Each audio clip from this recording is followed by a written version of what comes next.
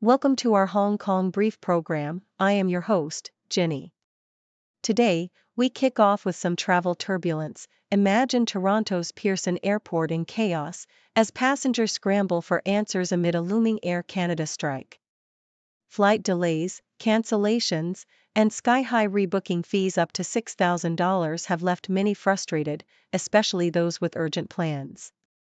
The dispute involves 10,000 flight attendants, and if the strike happens, 130,000 daily travelers could be grounded. Talk about a travel nightmare.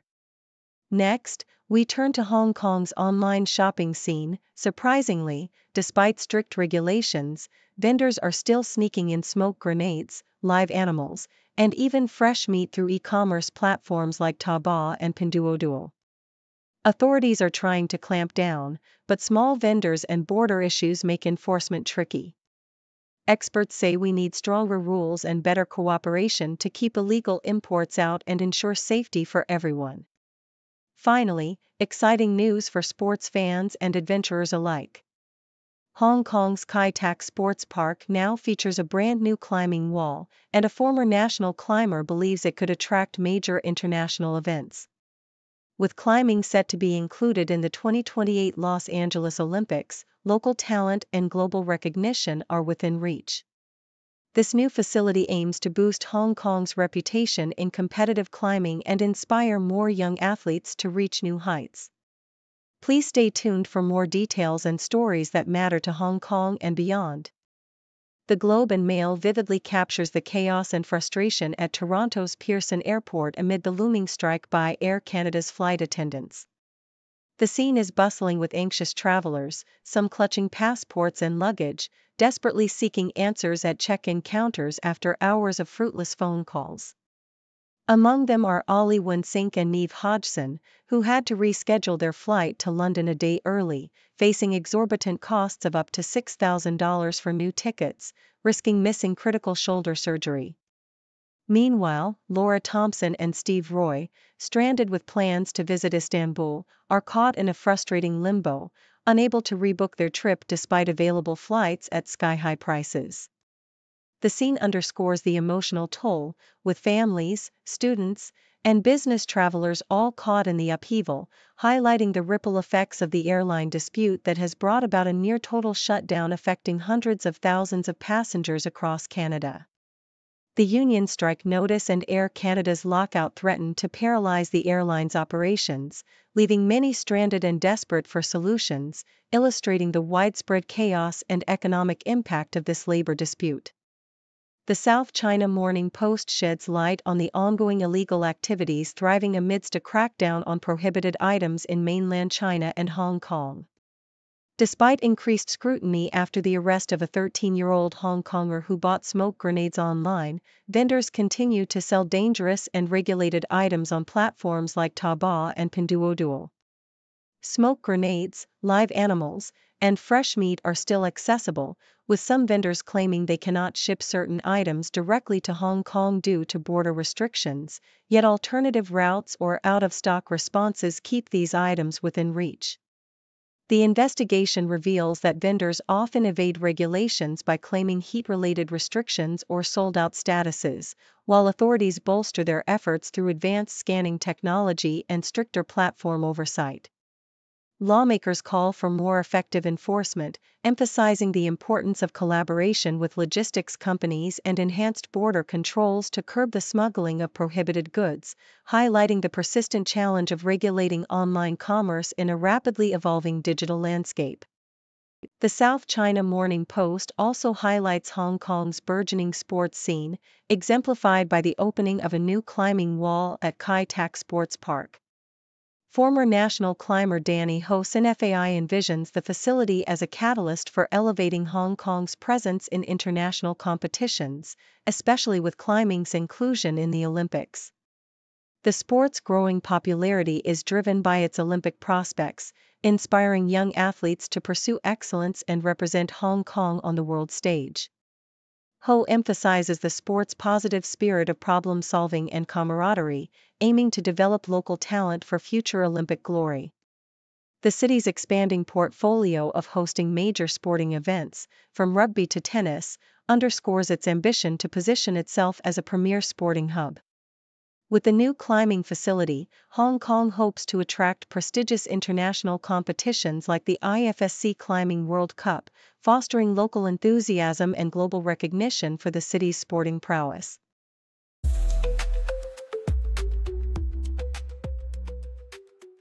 CNN reports on the dire living conditions faced by Hong Kong's impoverished residents amid the relentless heat brought on by climate change. In the cramped, tin-roofed rooftop flats of Sham Shui Pa, families like young Feng Yen struggle with indoor temperatures soaring as high as 41 degrees Celsius (105.8 degrees Fahrenheit), despite running air conditioners full blast. These makeshift homes, often less than 15 square feet and shared by dozens of households, trap heat and humidity, making residents feel like they are living in a furnace. The city's urban heat island effect exacerbates the problem, with low-income districts experiencing significantly higher nighttime temperatures, leaving residents like Mr. Wu and Roy physically and emotionally drained. The lack of affordable, adequate housing forces many into these hazardous conditions, where health problems, sleep deprivation, and emotional distress become everyday realities, highlighting a systemic failure to address the needs of Hong Kong's most vulnerable amidst a warming climate. South China Morning Post details the strategic partnership between Chinese AI powerhouse Zhongke Weng AI and Hong Kong's NetDragon-owned Cherry Pix, aiming to expand China's AI influence overseas. Backed by the Chinese Academy of Sciences, Zhongke Weng AI has developed advanced AI solutions used by government bodies and media across China, and now seeks to bring this technology to international markets through Hong Kong's innovation ecosystem. The collaboration includes joint development of enterprise AI solutions for finance and healthcare sectors, emphasizing China's broader Go Global strategy for AI. This move underscores Hong Kong's evolving role as a hub for technological innovation, leveraging Chinese expertise to bolster its position on the global stage, while also injecting capital and technological advancements into the local industry. BBC reports on the censorship of a Thai art exhibition about authoritarian repression, which was shut down after Chinese government pressure. Curated by Burmese artist Sai and his wife, the exhibition titled Constellation of Complicity aimed to expose global authoritarian collaborations, featuring works by Tibetan, Uyghur, and Hong Kong artists. After Chinese embassy officials and Thai authorities intervened, sensitive artworks were blacked out, and references to Tibet, Xinjiang, and Hong Kong were censored, with some artists' names and flags removed. The censorship, allegedly driven by Chinese diplomatic pressure, forced Sai and his wife to flee Thailand for the UK, fearing deportation and persecution. The incident exemplifies China's transnational repression, where artistic expression critical of Beijing's policies is suppressed beyond its borders, raising concerns about the global reach of authoritarian influence and the suppression of free speech in international cultural spaces.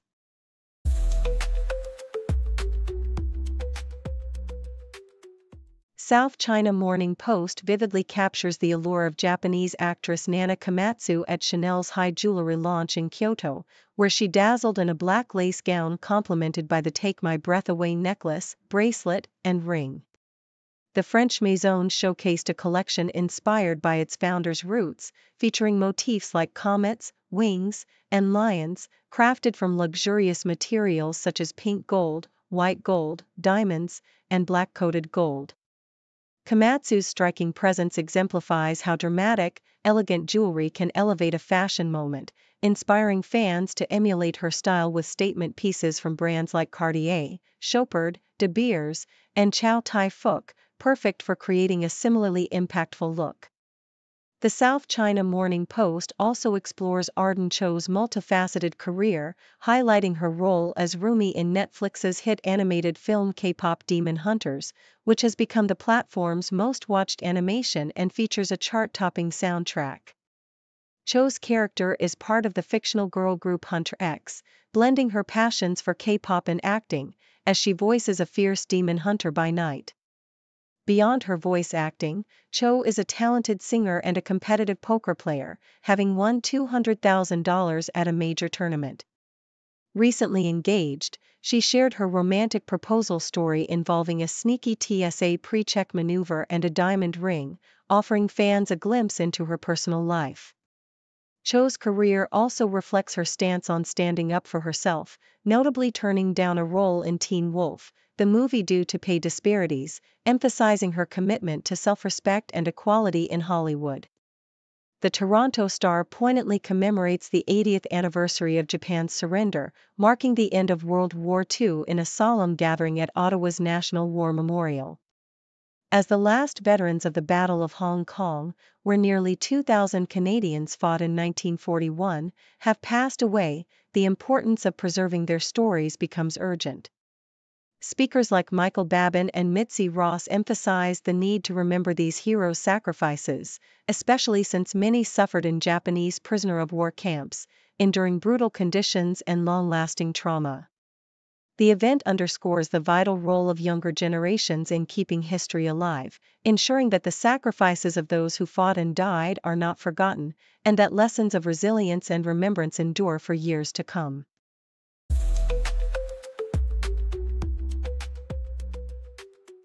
The Sydney Morning Herald vividly captures the story of Michaela Lancaster, Spotify Australia's managing director, and her husband Mark Britt, the former head of digital at Channel 9, as they prepare to sell their stunning Croydon home. Built around 1910, this beautifully renovated Federation bungalow boasts ornate craftsmanship and original features, set on over 1,200 square meters. With 5 bedrooms, outdoor entertaining zones, a pool, gym, studio, and basketball court, the house epitomizes luxury. The couple, who bought the property in 2021 for $4.75 million, have since moved on to bigger pursuits, Lancaster leading Spotify Australia and Britt co-founding an AI-driven health platform. Their property journey reflects their professional growth, from flipping homes on the northern beaches to owning a sprawling Byron Bay estate, demonstrating their flair for both media and real estate investments. The Toronto Star reports a dramatic real estate auction in Bellevue Hill, where Lachlan Murdoch's new neighbor paid over $21 million for a 5-bedroom home on a 930 square meter lot. The property, once owned by Hong Kong doctors, attracted 19 bidders, most eager to renovate or rebuild. The rapid bidding escalation from an opening bid of $16 million to the final hammer reflects the high stakes and deep pockets involved. The buyer, an Australian expat, plans to make the home their residence upon returning, and the sale underscores the intense demand for prime properties near media moguls like Murdoch, who himself owns multiple sprawling estates worth tens of millions. The auction's success highlights the premium placed on exclusivity and proximity to influential figures in Australia's elite neighbourhoods. South China Morning Post details a concerning rise in imported chikungunya fever cases in Hong Kong, with the latest case involving a 23-year-old man who traveled from Foshan, Guangdong. The man developed symptoms 5 days after returning and was found to be infected with the mosquito-borne virus, which has seen a surge in the region, especially in Foshan, with over 8,000 recent cases. Despite the man's stable condition, health authorities emphasize the risks posed by mosquito bites and the potential for further transmission, especially as Hong Kong had previously reported very few cases since 2019. The report underscores the ongoing threat of vector-borne diseases in the area, highlighting the importance of vigilance in preventing outbreaks amid increasing travel and mosquito activity.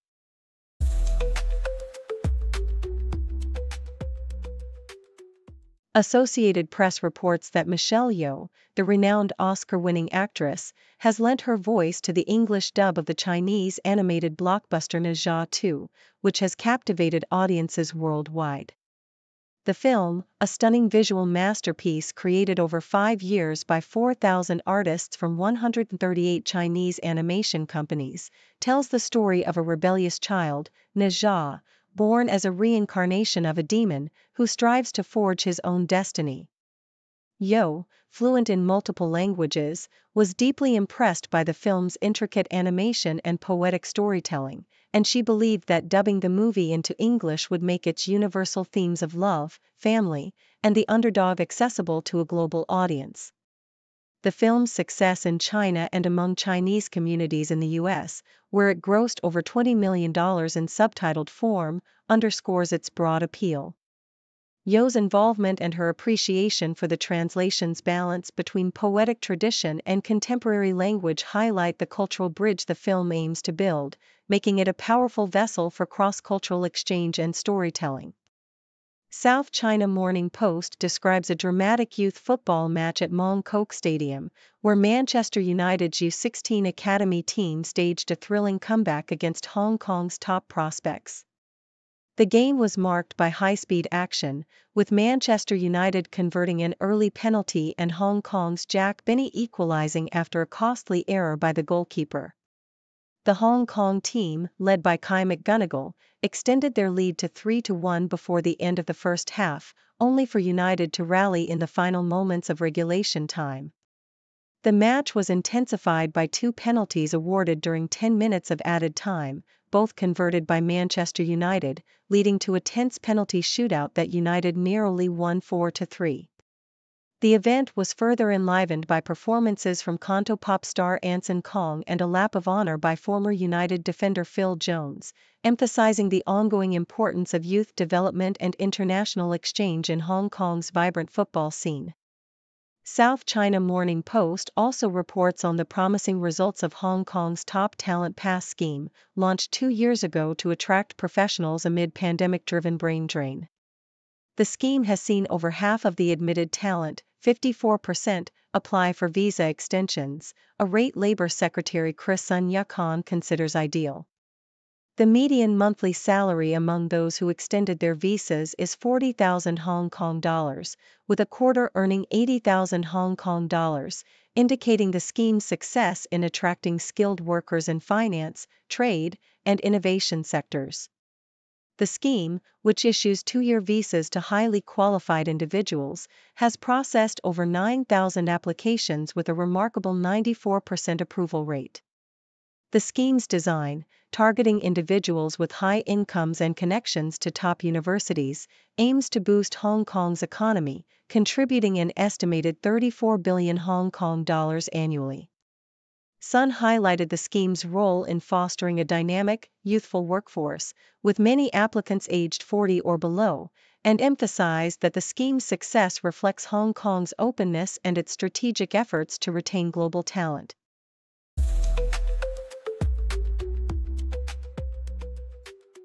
Thank you for tuning in.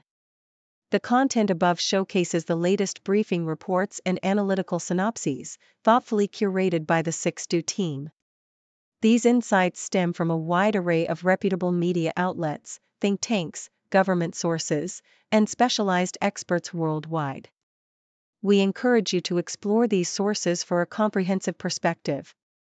Keep in mind that while the content may not always align with the official standpoint of 6Do Brief, it's not meant to be taken as absolute directives for decision-making. Comprising seasoned media professionals, learned scholars, and accomplished scientists, the 6Do team embodies a trailblazing, fully independent media entity. To customize 6Do Brief to meet your professional needs, you have the option to subscribe to a diverse array of briefings on our website, 6dobrief.com. Regardless of your location, you can conveniently receive 6Do Brief via email. Turn the lights on screen. What's the latest scene? Just you and me, laugh and disagree. On the couch we sit, talk about the hits, news and bits, chat through all the fits. 6-degree chess. Gotta talk about that. Like crazy chat. Share where we're at. From the weather change to the world's big stage, everything's fair game under our spotlights flame.